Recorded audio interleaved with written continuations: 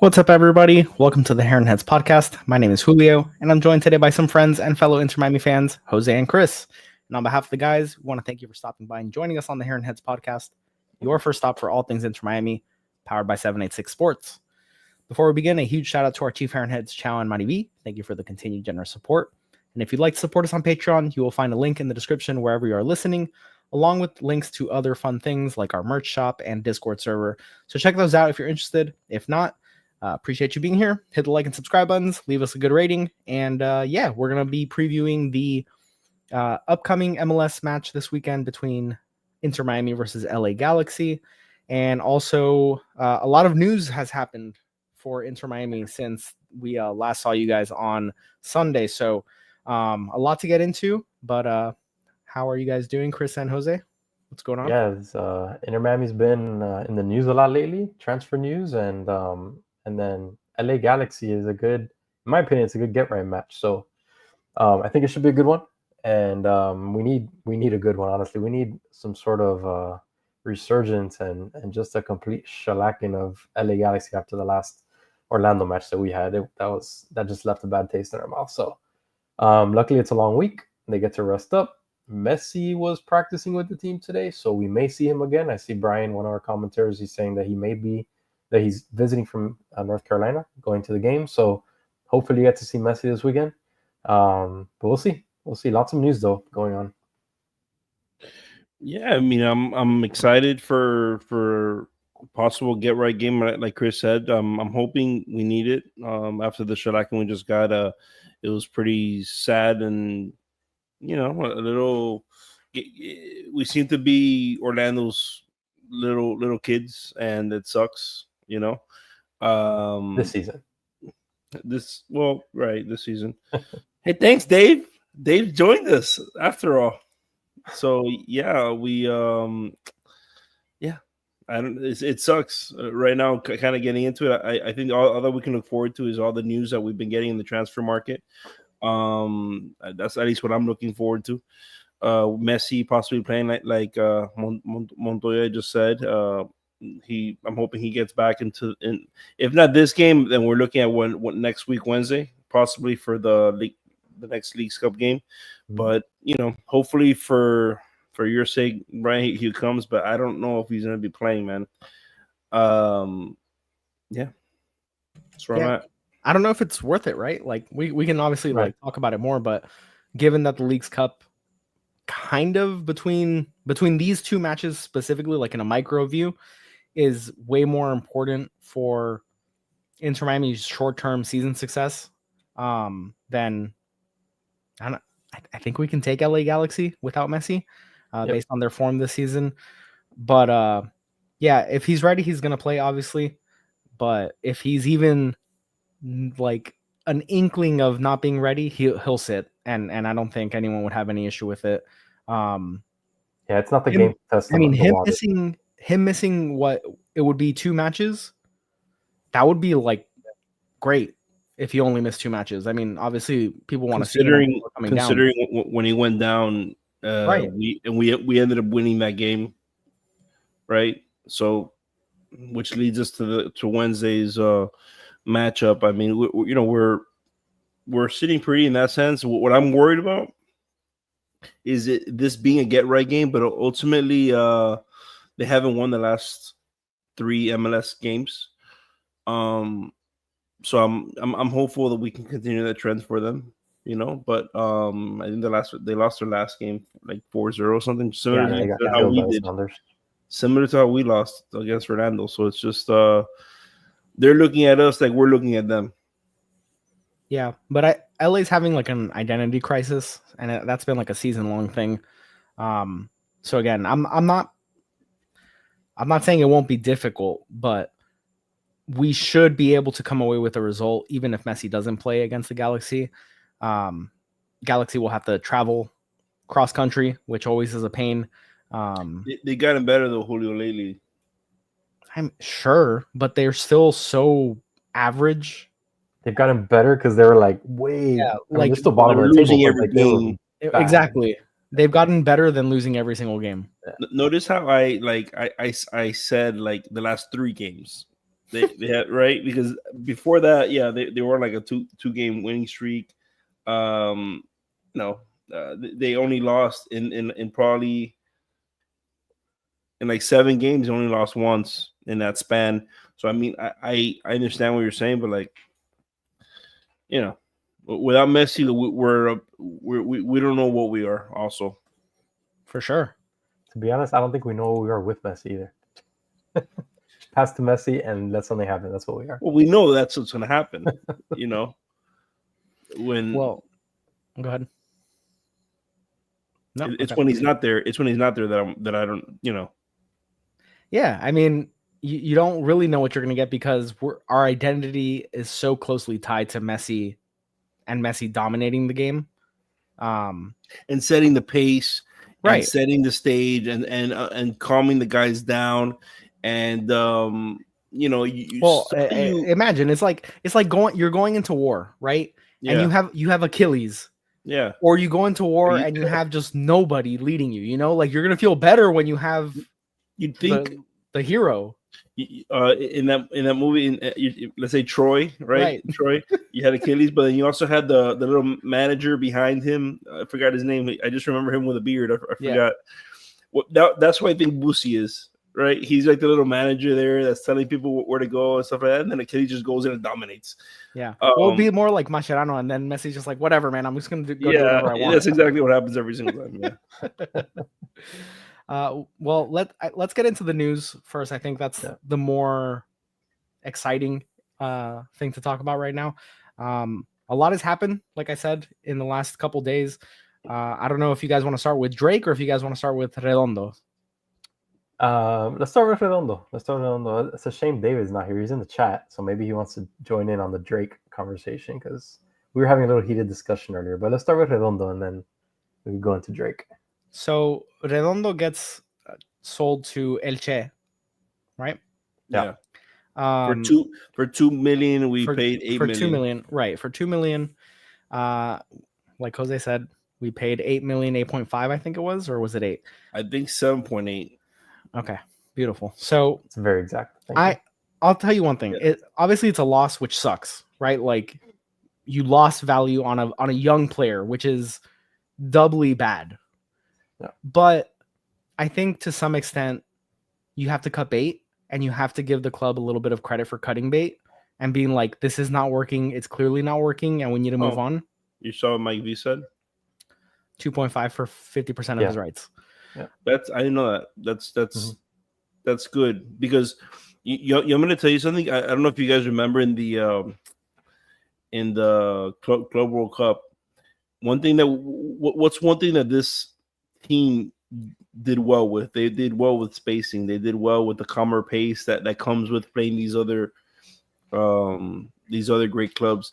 And I feel like he might do better in La Liga. I'm going to be honest with you. I don't know why we did better playing against Oporto, for example. Sure. Then we get the bricks kicked out of us. We look completely different against Redondo.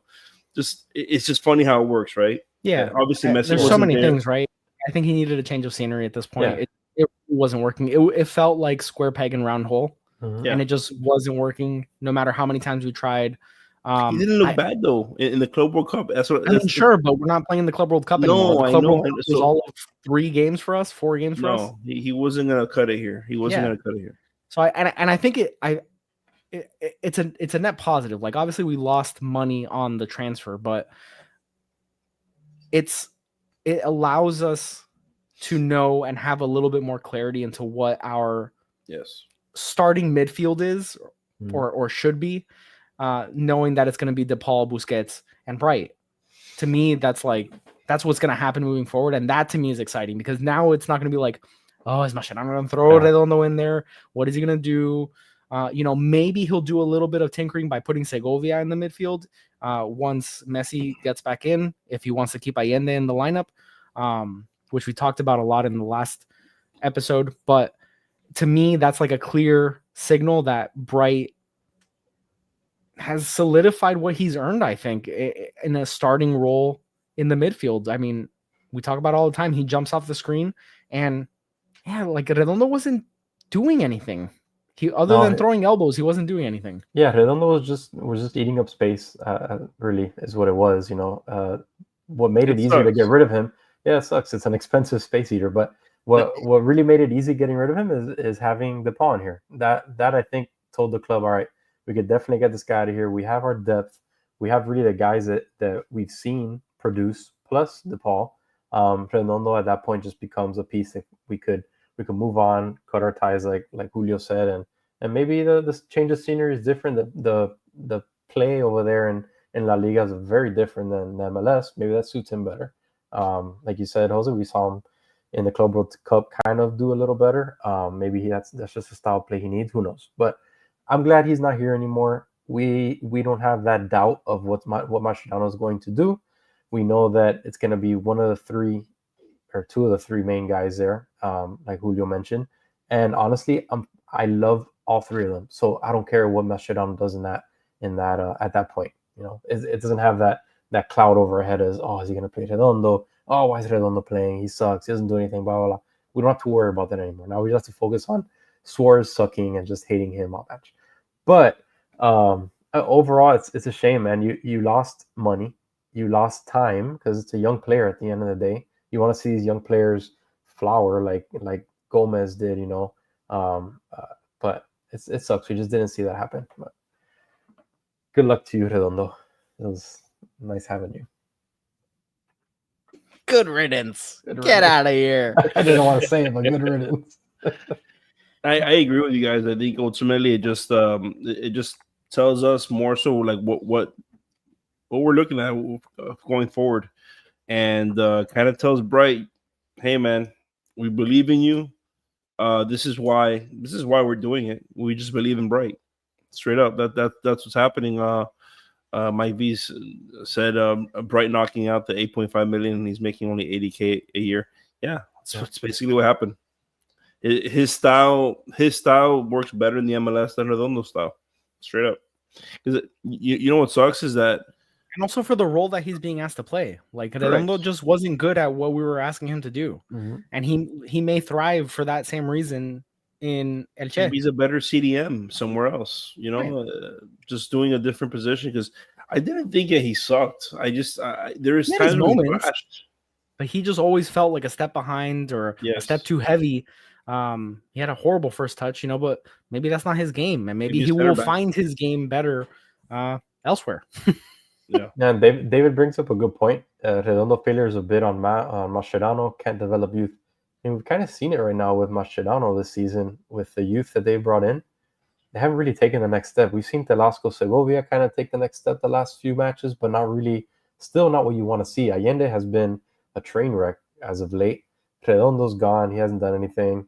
Falcon, he was brought in to be a solid piece in the center back position. He's been good. He's been better than what we've had, but has he been great? I don't think so either. So it asks the question. It's a perfect question from David. Does Mascherano have what it takes to really train the youth and bring them to the next level? He was the manager for the Argentine youth team, and there weren't a lot of fans of him there. So we're kind of seeing something similar here, that he can't develop these young guys. I think along the lines of the rumors that we were hearing, I mean, some of the rumors I heard was people were actually interested in Segovia. So it's one of those things where it's like, it would suck if we lost him, but I agree. I don't think he's done a great job of developing these guys, but at the same time, these guys haven't been terrible. I like Allende. I think Allende has a lot of ups and downs. Sometimes he's way ahead of everybody, and it looks like he has a no doubter, and it doesn't happen, right? We've had that Campana, namely to say one. But it's just one of those things that I think as the season goes on, I'm hoping that they'll turn around. I think that there's still time on these young players. Yeah, I think for Mascherano, and I don't want to give him like a cop out, but I think for someone like Mascherano who played the game at a very high level, I think it's really difficult to sort of like get on the same page as some of these players who are on a different scale, right? Like they're a different caliber player, right? Like the players, even if they're young and talented, it's a different level of talent overall than what you would see at like La Masia in Barcelona, where he sees the game differently than some of these players may be able to, even at like the height of their powers. And I think it's very difficult for some former players to be able to communicate effectively into what it is that they're trying to get them to do. And maybe that's what we're seeing. I mean, he's a very inexperienced manager, so maybe things change, maybe things improve, but I mean, there's a lot of expectations when it comes to managing this football club right now. So he needs to improve quickly. Otherwise, the front office is going to lose their confidence in him, and maybe make a move at the end of the season, or who knows. But yeah, he's not progressing these younger players as well as you would have hoped, because there was so much excitement with all the acquisitions that we made in the offseason heading into this season.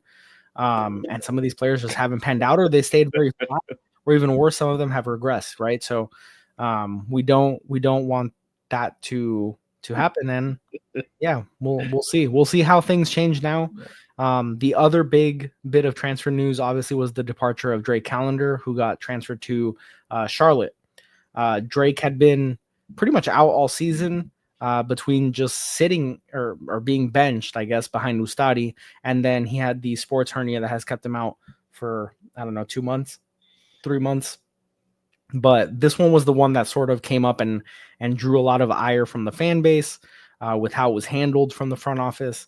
And there's, reports that nothing was communicated to Drake, and a lot of stuff going on around this bit of transfer news. So how do you guys feel about the transfer of Drake Callender?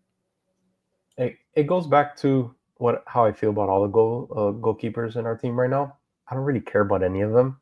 Like I said last match, I kind of like the hot hand approach. None of them, to me, really stand out and say he needs to be starting every match, because we've seen the goods and we've seen the bads every time one of them start. Drake Callender had his hot streak 2 years ago, whatever it was.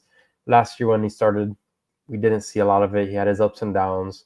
And then Ustadi took over him this year, and we've seen it too. We've seen he started off super hot, and all of a sudden he started sucking, and then he got injured, and then it's this up and down thing. And then Rocco Rios Novo, same thing. He's just inexperienced, up and down. We saw some good the last match or two that he started, but there's no solid starter, in my opinion, in the goalkeeper position. And is that enough to say? Do we have enough to say, Callender, get out of here? A lot of the arguments from all the fans is that he wasn't technically a homegrown from Miami, but we did get him years back when the club first started. He was in our second team, so we kind of brought him up in the ranks, and he holds a place in a lot of the fans' hearts. So I get the outrage on it, and the way that they did him, supposedly they did him kind of dirty. They didn't tell him where he was going. They didn't really communicate with him much. So in that aspect, I get it. They did do him dirty. No player should really be treated that, let alone a guy that's been coming up in the ranks of your club. So that's really the reason I see it. But do I really care if he's gone or not? Not really. To me, he's just another guy. He's just another keeper on this team that has hot and cold spells. We need a solid starter. And obviously, there's only 8 days left of the transfer window. I don't think we're going to see any move. But it needs to be a point of emphasis in the offseason. We need a real keeper on this team. Yeah, for me, there's more sentimental weight to the move than there is me thinking it was a bad tactical move by the club, because he hasn't played. And the last time we saw him out on the pitch for us, he wasn't playing particularly well. I think at the end of the day, it's hard to remember when you're maybe unhappy with things, that it is a business and everyone sort of knows it's a business, and nothing is owed from the player to the club or the club to the player other than what's contractually agreed upon. So, Dave mentioned in some of the comments that I was posting up that, he wasn't blindsided, or him being blindsided is sort of a ridiculous argument. Because he was just sitting on the bench or not even in the bench, in the stands, basically. And that is a point that I agree with. But it's like the sentimental loss that I personally felt like when Campana left. Like, I really liked Campana. I thought he was awesome. We had so much fun rooting for him. Same with Callender. Like, the Leagues Cup run was so awesome. Like, it was literally magical. Like, he has never reached those heights since then. It got him call-ups to the national team. Like, from there, it all sort of went downhill. Yeah. But he had that moment with the penalty shootout where he scored a penalty and then stopped the ensuing penalty by the Nashville goalkeeper, I think it was. Mm-hmm. Yep. And it, like, we have moments with Drake that are sort of etched in the history of the club. And I believe he's the all-time caps leader for Inter Miami. Is that right? Like, as far as appearances go? I believe so. I'm not 100%, but I believe so. I think so too. So, you know, there's nothing's owed to Drake Callender. Nothing is owed to him to that extent, but it's just one of those sentimental things that you sort of went on these fun rides with him, and now he's gone. And Ustadi didn't fill you with a lot of confidence this last match. You know that behind Ustadi is Rocco Rios Novo, who never overwhelms you with confidence, right? So it's like, it's just another question mark. And as we head into the knockout stages of the Leagues Cup, as we head into the later stages of the MLS season and into the MLS Cup, it's just a question mark that it's a big question mark. Like, not being secure in your goalkeeper is not a good thing at any stage, but especially when it's getting down to the nitty gritty of competing for trophies, it's a really big point. And like you said, Chris, I don't expect to see anything in the next 8 days. As far as the club bringing in another keeper, I mean, there's not even been rumors of anything. I think there's a keeper that just became a free agent in PSG. Good luck. Good luck.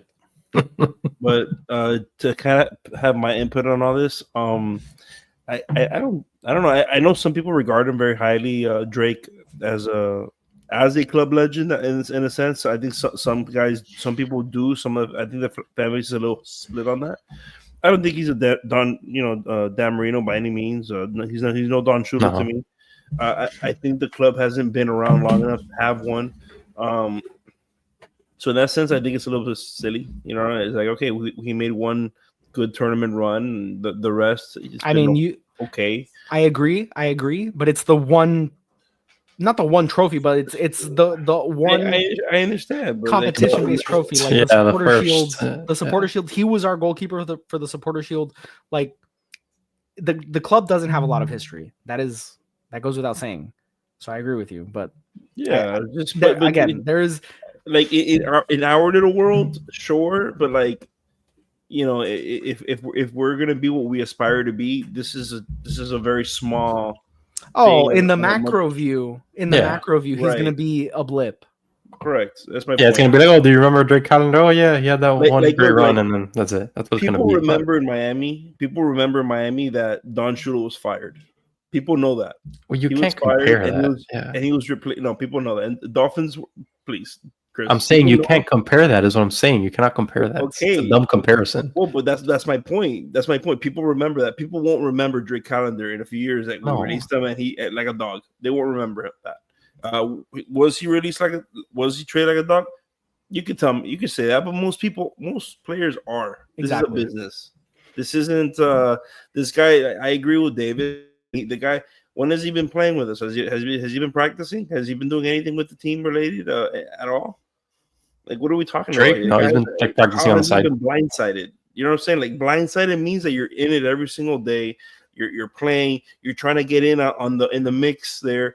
He's not. Like, what do we? You know what I'm saying? Like, what does he expect? Yeah, it's a very romanticized view of like how this was supposed to play out for himself. Like, oh, here are the 5 teams I'd like to go to. Like, that's not how this works. So, it's silly. I mean, when you really zoom out and think about it, we're talking about our third string keeper this season. Shoes is right. Yeah, he was. He was there when the Leagues Cup, and he was also there when we died against Atlanta. Right. I mean, he was our third string keeper. Yeah, against Atlanta as well. Yeah, I mean, listen. For me, there's just the only thing to hang your hat on is just their sentimental value with Drake. Yeah. And you want him to be in a place that he can be successful because you experience good times with him. But beyond that, like, I don't think the club did anything wrong. Yeah. No. I agree with Tony. Like we do need we are an ambitious club, and I absolutely think we need a wall back there. Yeah. And well, again, we haven't had one. Ustadi isn't it? Again, we have a question mark in net, and I mean, honestly, that's what it's going to be through the rest of the season. And Ustadi's paid as someone that's going to be the guy for us. I mean, he's like the 9th highest paid goalkeeper in the league. And it's not like the Callender departure created a bigger hole in goalkeeper. It just didn't. No, he wasn't that important. It's so we got to do something about it. But that's another conversation. The departure of Drake, not a big deal. Ultimately, what it does, it opens up a door possibly for us to get somebody else. The Redondo one, it creates an under 22 spot for us. That's my takeaway.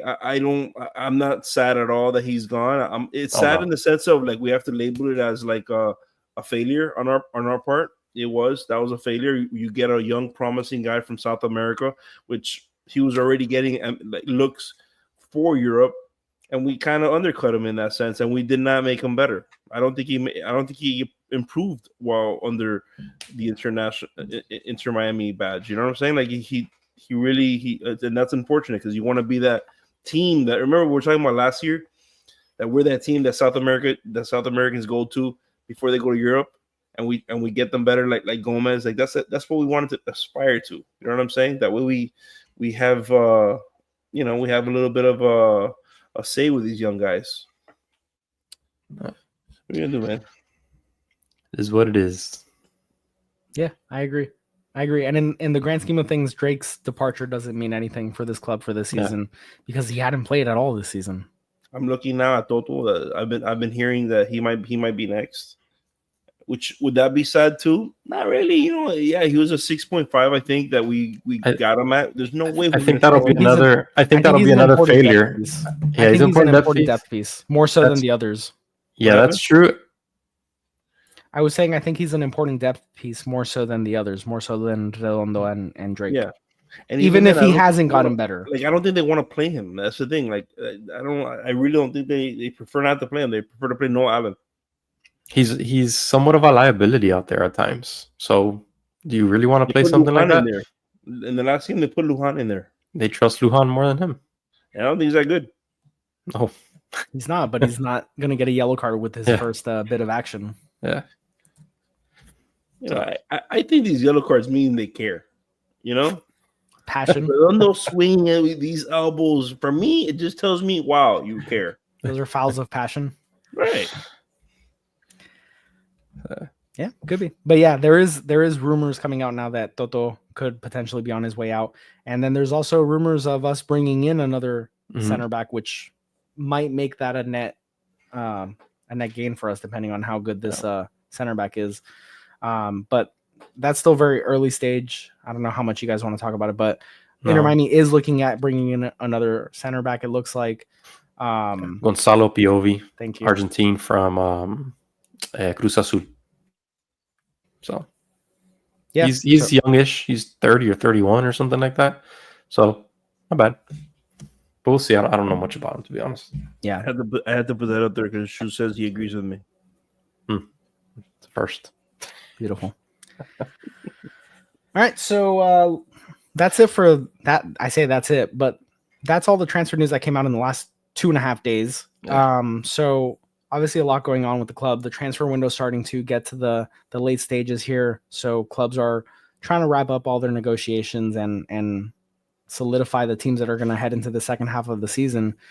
But let's talk about LA Galaxy, defending champions for MLS Cup, and one of the worst teams in the league this season. A lot of departures, a lot of unhappy people at the club, but a surprising state of affairs for LA Galaxy. And now they come to Inter Miami.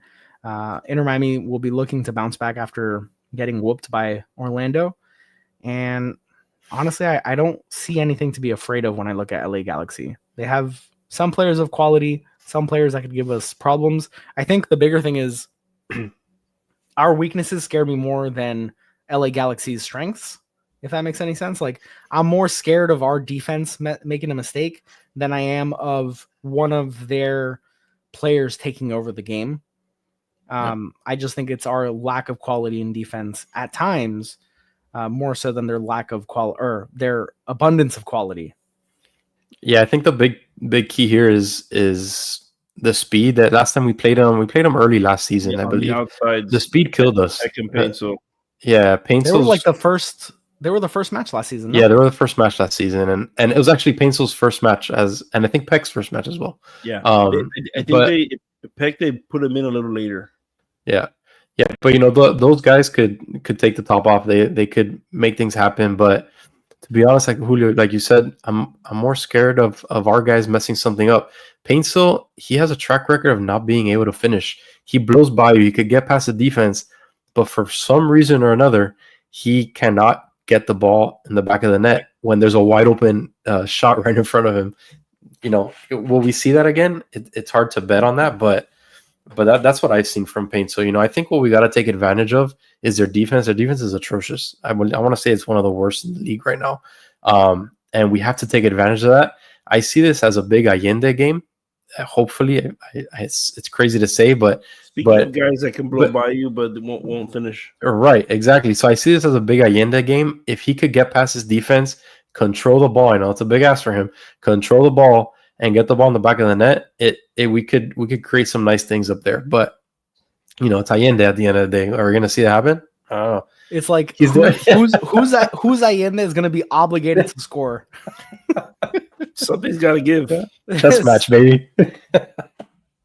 Yeah, it's exactly what it is. Nick Smith. It's which Allende is going to score. So that's the way I see it. Can we take advantage of their very, very poor defense? Allende will just trip over the ball, and Painso will just shoot it out of bounds. I don't know what's worse. Yeah, I'm expecting to see our midfield really boss the game. Hopefully they'll be able to open up their defense and find players making willing runs. It really depends. Do you think Allende starts?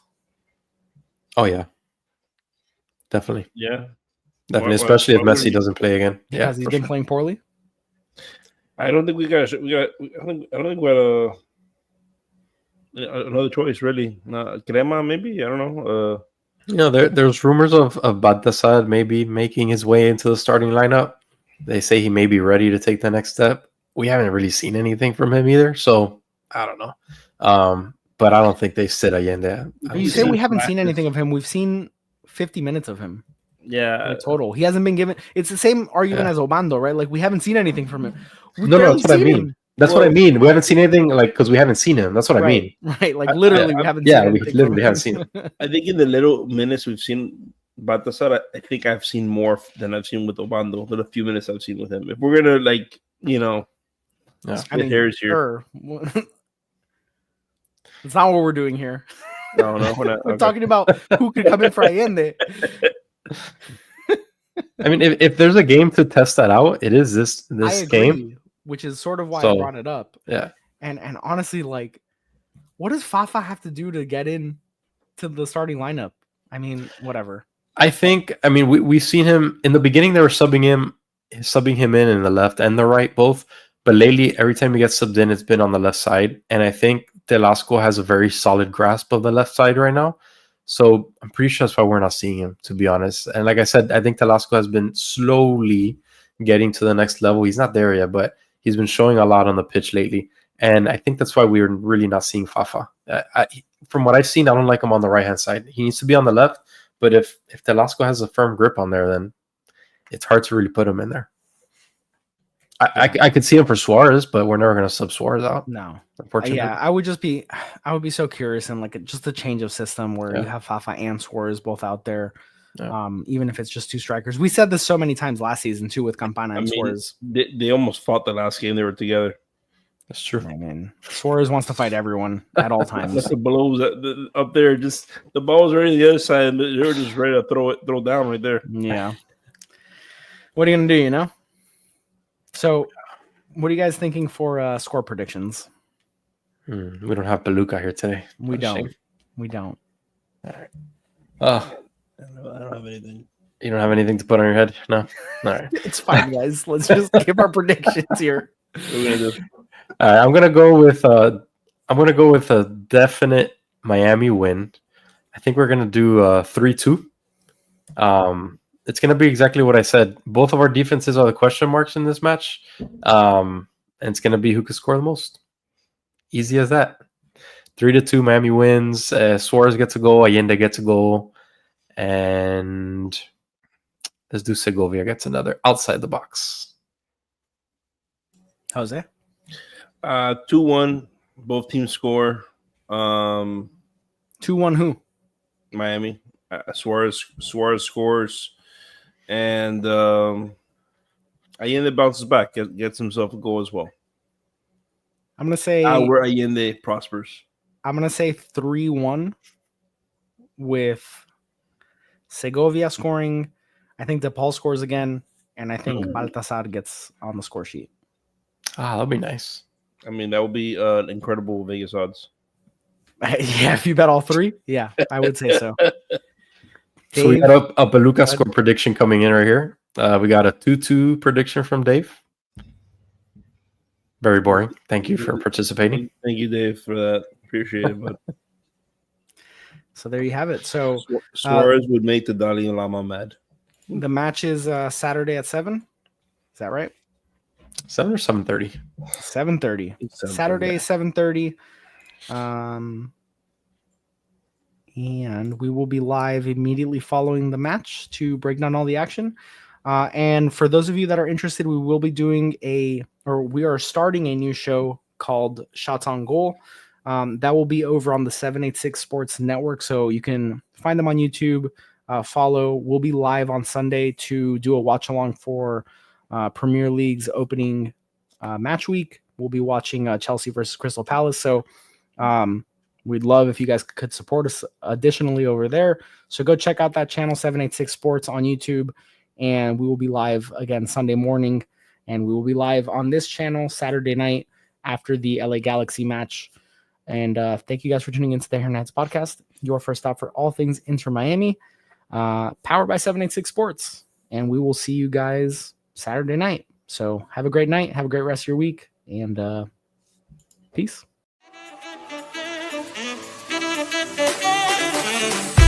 Thank you.